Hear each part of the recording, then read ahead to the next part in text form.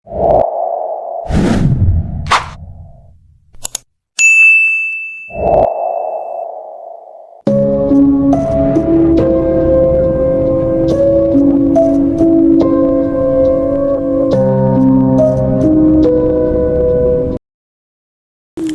guys, balik lagi nih di channel Yanti Stories. Nah, di cerita horor kali ini nih, aku akan membawakan sebuah cerita yang berjudul Tukang Becak. Dimana tukang becak ini guys mengalami kejadian mistis, dimana kejadian mistis ini merubah kehidupannya secara total guys. Nah, kalian penasaran kan gimana kisahnya? Mari kita masuk ke ceritanya. Jadi nih guys ya, ada seorang tukang becak, kita sebut saja namanya Pak Udin. Nah, Pak Udin ini udah lama tuh menjalani profesinya sebagai tukang becak. Nah, di suatu malam guys, Pak Udin ini habis lepas narik becak gitu ya. Dia tuh kayak capean banget. Nah, dia ini guys singgah nih di salah satu ruko kosong, dan dia tuh kayak ingin istirahat sejenak lah. Tiba-tiba guys, dia melihat ada siluet wanita memakai baju warna putih, rambutnya panjang. Tiba-tiba tuh berdiri tuh guys di sampingnya. Di pikirannya si Udin ini nih guys, si wanita yang ada di sampingnya ini itu tuh kayak tertekan atau mungkin ada masalah keluarga lah. Nah, Udin ini coba menegur nih wanita ini guys. Dia tegur tapi sama sekali tidak ada jawaban dari wanita itu. Ditambah lagi guys, suasana malam itu tuh cukup sunyi, dimana angin berhembus dengan sangat kencang. Nah, Udin nih masih penasaran nih dengan wanita yang ada di sebelahnya guys. Tiba-tiba entah keberanian dari mana, dia menawarkan wanita ini untuk diantarkan pulang. Dan tiba-tiba wanita itu guys naiklah ke becaknya si Pak Udin ini. Wanita itu masih sama sekali tidak berbicara. Dia hanya mengisyaratkan melewati tangannya saja nih guys, menunjuk ke arah di mana dia akan diantarkan. Singkat cerita, dikayulah nih becaknya si Udin ini guys masuk ke dalam hutan yang penuh dengan kabut yang sangat tebal. Saat itu perasaannya si Udin ini mulai tidak enak guys. Belum lagi wanita yang dia bonceng ini sama sekali tidak berbicara sepatah kata pun dari awal dia menawari untuk mengantarkan wanita ini pulang. Nah, tiba-tiba guys, semakin dalam dia mengayuh becaknya, semakin masuklah nih si Udin ke dalam hutan yang sama sekali belum pernah dia lewati. Jalanan hutan ini tuh semakin hari semakin sempit aja nih guys. Tidak tahu sudah berapa lama nih Pak Udin mengayuh sepeda becaknya.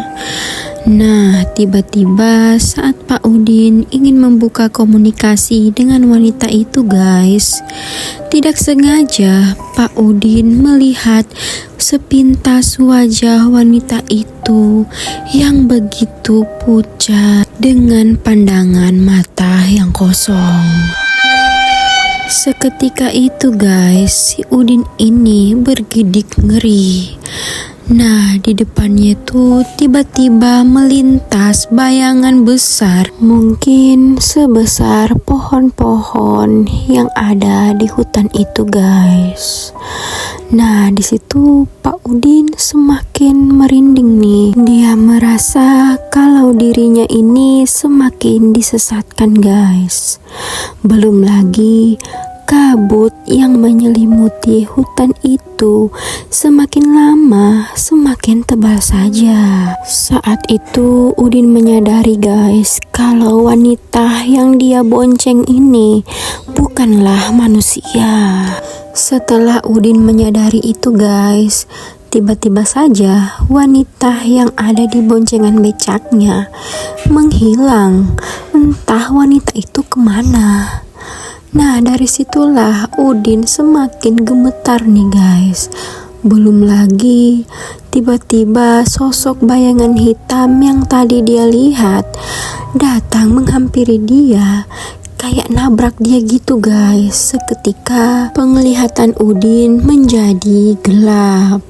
Nah, akhirnya keesokan paginya nih guys, si Udin terbangun nih dan ternyata dia pingsan di tengah hutan yang sama sekali dia tidak kenali. Dia mencoba untuk mengingat-ingat nih jalan di mana dia lewati semalam tadi. Tetapi di situ tuh dia merasa kayak nggak ingat apa-apa gitu loh guys. Tersesat aja gitu. Nah, tiba-tiba dia melihat nih ada rumah gubuk di ujung sana yang dia berharap kalau di situ tuh ada orang yang bisa membantu dia. Perlahan-lahan dia jalan nih guys menuju rumah itu. Nah, dia ketuklah rumah itu. Terlihat rumah itu sangat rapuh dan berdebu, seakan-akan rumah itu sudah lama ditinggal oleh penghuninya. Tidak lama dari Udin mengetuk pintu itu guys, tiba-tiba gagang pintu itu terbuka. Dan muncullah seorang lelaki parubaya menatap Udin dengan tatapan yang heran juga mencurigakan. Nah, di situ tuh Udin ceritalah nih guys, kenapa dia sampai di hutan ini. Nah, di situ tuh bapak itu langsung mengajak Udin masuk ke dalam rumahnya. Beliau bercerita juga nih guys, kalau perempuan yang dia bonceng semalam di becaknya itu adalah arwah gentayangan di mana sudah banyak memakan korban guys. Dan rata-rata nih korbannya itu udah gak bisa balik lagi. Saat itu Udin sangat bersyukur nih guys, karena dia masih diberi kesempatan hidup oleh Tuhan. Nah, di situ dia bilang nih ke bapak parubaya itu untuk meminta di mana jalan untuk keluar dari hutan itu. Bapak itu pun bilang nih ke Udin, kalau kamu ingin keluar dari hutan ini, kamu jalan terus aja. Tidak usah menghiraukan, apalagi kalau kamu mendengar suara langkah kaki di belakangmu. Tolong kamu abaikan saja dan jangan pernah menoleh ke belakang. Nah, saat itu tuh Udin berterima kasih nih kepada bapak itu. Dia mencoba menerima saran dari bapak itu guys. Dia mulai mengayuh nih becaknya menuju jalan yang diarahkan oleh bapak itu. Belum lama dia mengayuh becaknya guys, benar kata bapak itu, tiba-tiba terdengar suara langkah kaki dan orang yang memanggil-manggil nama Udin di belakangnya. Tetapi Udin masih kekeh aja guys, dia tidak berani nih untuk menoleh ke belakang. Dia terus mengayuh becaknya itu hingga saatnya dia menemukan sebuah cahaya di ujung sana, dimana Udin sudah bisa menebak nih kalau jalan di depannya itu tuh jalan keramaian kota tempat Udin berasal. Nah, tidak lama dari situ guys, sampailah Udin di persimpangan jalan antara hutan dan jalan kota yang sering Udin lewati.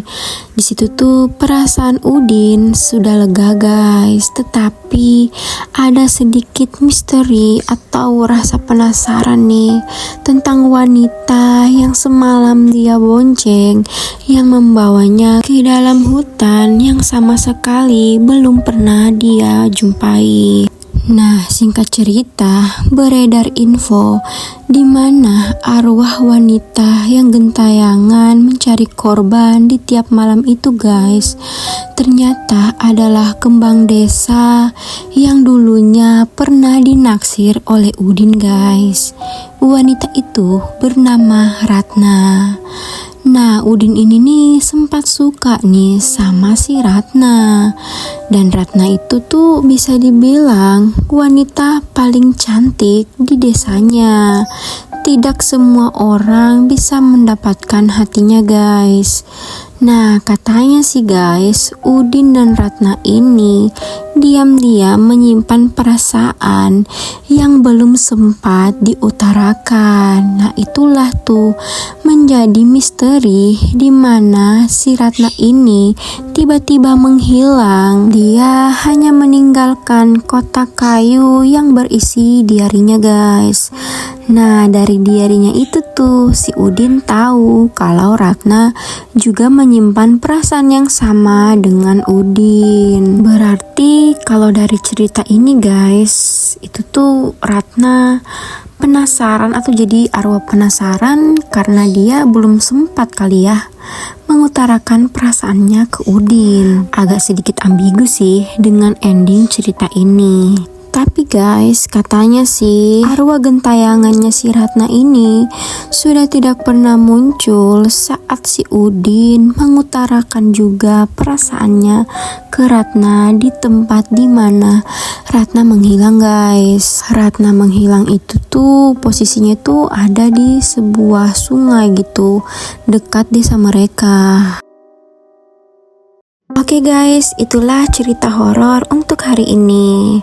Nah, buat kalian yang baru bergabung nih di channel Yanti Stories, jangan lupa like, komen, dan ayo subscribe ke channel ini agar kalian bisa mendapatkan notifikasi video-video terbaru dari channel aku. Terima kasih guys, sampai jumpa lagi di cerita horor berikutnya. Assalamualaikum warahmatullahi wabarakatuh.